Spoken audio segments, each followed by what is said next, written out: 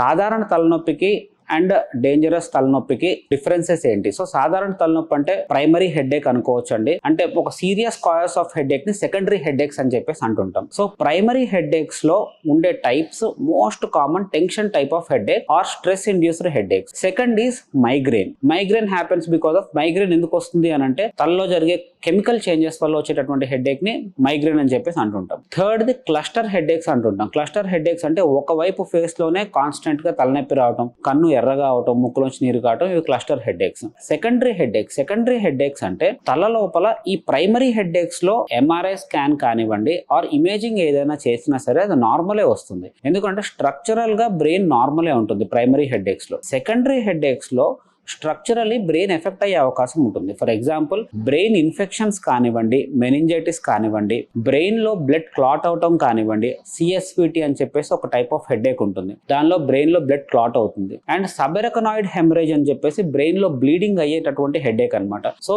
ఈ type of brain లో bleeding, blood clots, infections or tumours వల్ల వచ్చేటటువంటి హెడేక్స్ ని సెకండరీ హెడేక్స్ అని చెప్పేసి అంటుంటాం. సో ఈ సెకండరీ హెడేక్స్ తో వచ్చేటటువంటి పెయిన్ చాలా సివియర్ గా ఉంటుంది.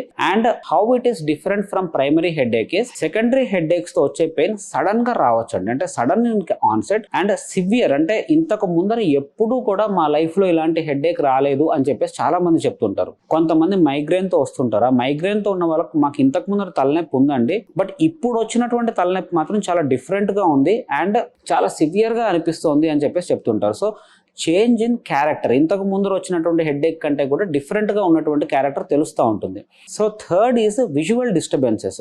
ఆ తలలోపల ఏదైనా కాస్ వల్ల ప్రెషర్ పెరిగిపోవటం వల్ల కానివ్వండి ఆర్ విజువల్ ఏరియా కంప్రెస్ అవటం వల్ల కానివ్వండి, విజువల్ బ్లర్రింగ్ రావటము ఆర్ డబల్ విజన్ రావటము, రెండుగా కనిపించటము, ఇలాంటివి జరగవచ్చు అనమాట. So and fourth is associated neurological symptoms. అంటే తలనొప్పితో పాటు వేరే న్యూరలాజికల్ సిమ్టమ్స్ అంటే ఫేస్ డీవియేట్ అవ్వటము, ఒకవైపు వన్ సైడెడ్ వీక్నెస్ రావటము, ఒకవైపు విజువల్ డిస్టర్బెన్స్ రావటము, అండ్ ఫిఫ్త్ ది తలనొప్పితో పాటు సీజర్స్ రావటము, అన్రెస్పాన్సివ్ అవ్వటము ఆర్ సడన్ ఆన్సెట్ వామిటింగ్ రావటము, ఇలాంటివి కూడా secondary headache characteristic features. So ఈ సిమ్టమ్స్ ద్వారా ప్రైమరీ హెడేక్ ని సెకండరీ హెడేక్ తోటి మనం డిఫరెన్షియేట్ చేయొచ్చు.